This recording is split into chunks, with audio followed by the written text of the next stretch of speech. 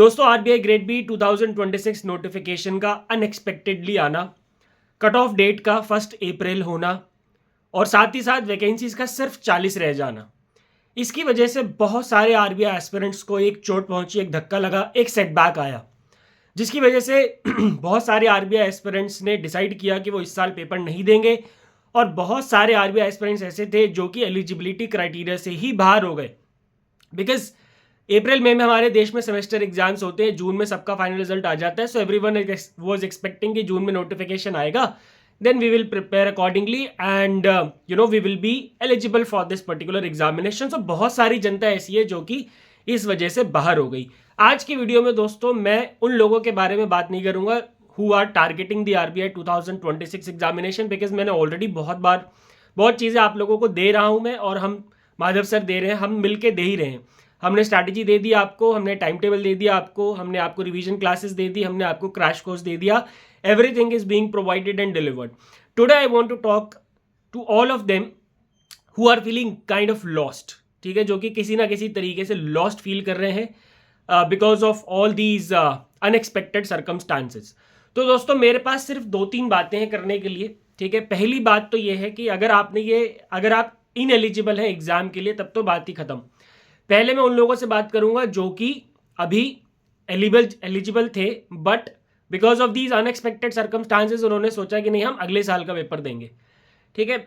भाई साहब मुझे आप एक बात बताइए कि आप ये सोच के बैठ चुके हैं कि आप अगले साल का पेपर देंगे। तो अभी हम बैठे हैं in the month of May just start हुआ है, we have June, we have July, और उसके बाद अगर हम आरबीआई ग्रेड बी 2027 का नोटिफिकेशन जनवरी में भी एक्सपेक्ट करते हैं, जिसके चांसेस बहुत कम है, अगर हम जनवरी में भी एक्सपेक्ट करते हैं 2027 का, तो भी हमारे पास दोस्तों 7 महीने के लगभग हैं। और वैसे भी अभी right now definitely I am 100% sure, अगर आपने डिसाइड कर लिया है कि आप 2027 के लिए प्रिपेयर करेंगे, तो अभी आप 2027 के लिए प्रिपेयर नहीं कर रहे हैं। आई एम 100% श्योर आप कर रहे हैं चिल।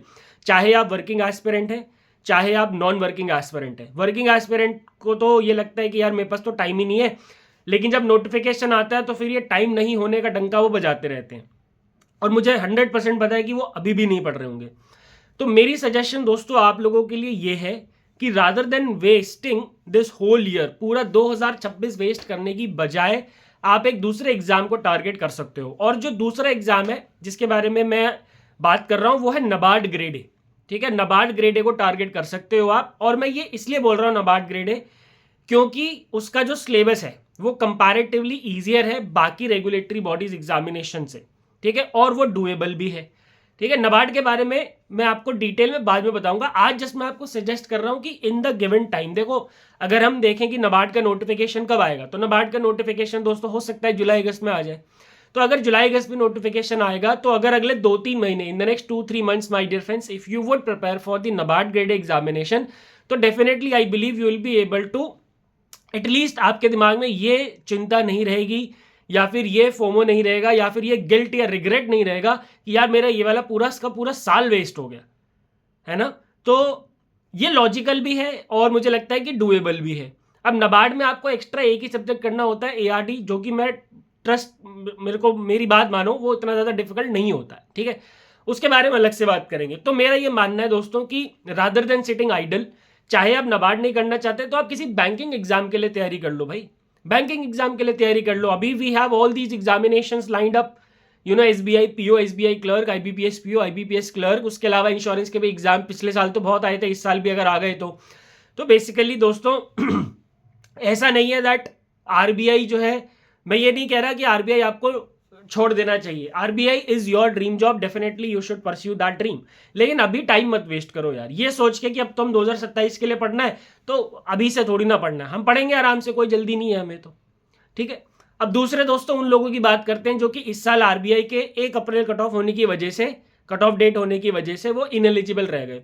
तो दोस्तों मुझे ऐसा लगता है कि आप लोगों की ये उम्मीद थी कि आप जून या जुलाई में एलिजिबल हो जाएंगे, यानी कि जून तक आपकी ग्रेजुएशन कंप्लीट हो जाएगी। तो आपके लिए भी मेरी ये रिकमेंडेशन है कि rather than sitting idle and waiting for the 2027 RBI grade B और may be any other examination, let us target other examination for this year.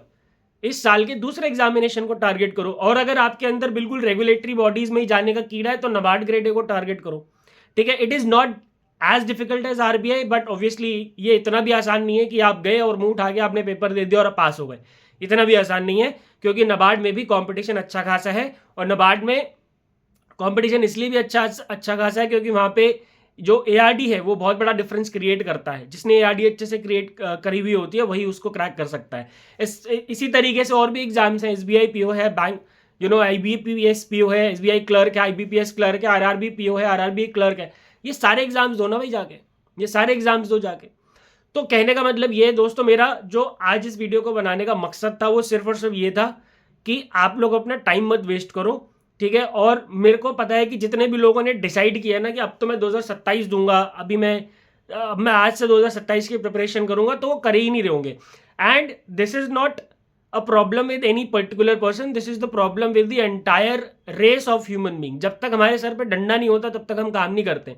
जब तक हमें ये नहीं लगता कि यार अब कोई चीज पास आ गई है, तब तक हम काम नहीं करते, ठीक है। This is with everyone, not only you. तो आप ये टारगेट मान के चलो कि आप कोई और एग्जाम जो कि अपकमिंग एग्जाम है, अगले 2-3-4 महीनों में होने वाला है, उसको टारगेट करो। तो उससे होगा ये कि आप पढ़ पाओगे, एटलीस्ट उससे होगा ये दोस्तों कि आप पढ़ पाओगे। अब जो नॉन वर्किंग है, जिन्हें कोई ना कोई जॉब चाहिए, वो तो सारे एग्जाम्स को टारगेट कर सकते हैं। जो वर्किंग है, ऑलरेडी बैंक वगैरह में काम कर रहे हैं, तो वो नाबार्ड ग्रेड है, या फिर अगर सेबी आता है या कोई और भी रेगुलेटरी बॉडी आता है तो उसको भी टारगेट कर सकते हैं, ठीक है। तीसरी चीज जो बहुत सारे लोग हैं ना बार बार पूछते रहते हैं दोस्तों कि क्या आरबीआई 2027 में डिसकंटिन्यू हो जाएगा। देखो यार, मैं पिछले 2017 से I have been following this RBI grade B examination, in fact उससे पहले से ही। और जब हर साल आरबीआई का जब नोटिफिकेशन आता है, स्पेशली जब से इंटरनेट बहुत ज़्यादा प्रिवलेंट हो गया, यानी कि आफ्टर कोविड-19, हर साल हम यही सुनते हैं कि अगले साल आरबीआई का पेपर नहीं होगा, अगले साल आरबीआई की रिक्रूटमेंट नहीं आएगी, ठीक है। और ऐसा लेकिन कभी भी नहीं हुआ। पिछले लगातार जब से मैं फॉलो कर रहा हूँ, लगातार हर साल आरबीआई की नोटिफिकेशन आई है, एक्सेप्ट द कोविड ईयर, जिस साल किसी भी एग्जाम की नोटिफिकेशन नहीं आई थी, ठीक है ना। तो ये जो र्यूमर्स होते हैं या फिर पता नहीं कौन, और ये सब टेलीग्राम के ऊपर उड़ती हैं ये सारी चीज़ें, तो इन सब चीज़ों में ना पड़े, ठीक है। इन सब चीज़ों में बिल्कुल भी ना पड़े। और कुछ लोग ये भी पूछ रहे हैं, बोल रहे हैं कि ग्रेड ए भी आ सकता है, तो अगर आएगा तो सबके लिए आएगा, सबको पता चल जाएगा। Let us not engage ourselves in such speculations, let us do our own work, ठीक है। हम अपना काम करते हैं। तो ये जो 27 में नोटिफिकेशन नहीं आएगा, ये तो बेकार की बात है। मैंने आपको एग्जाम्पल दे दिया, मैं पिछले कई सालों से फॉलो कर रहा हूँ और ऐसा कभी होता नहीं है, ठीक है दोस्तों। तो यही कुछ जनरल बातचीत, मेरा मन था आज आप लोगों के साथ बातचीत करने का, तो मैंने सोचा कि आप लोगों से बातचीत कर ली जाए। और तो बस अब जो मेरे सजेशंस थे, आई होप आपको समझ में आए होंगे। अगर समझ में आ गए दोस्तों तो उन पर काम करो। Thank you very much, goodbye, take care and God bless.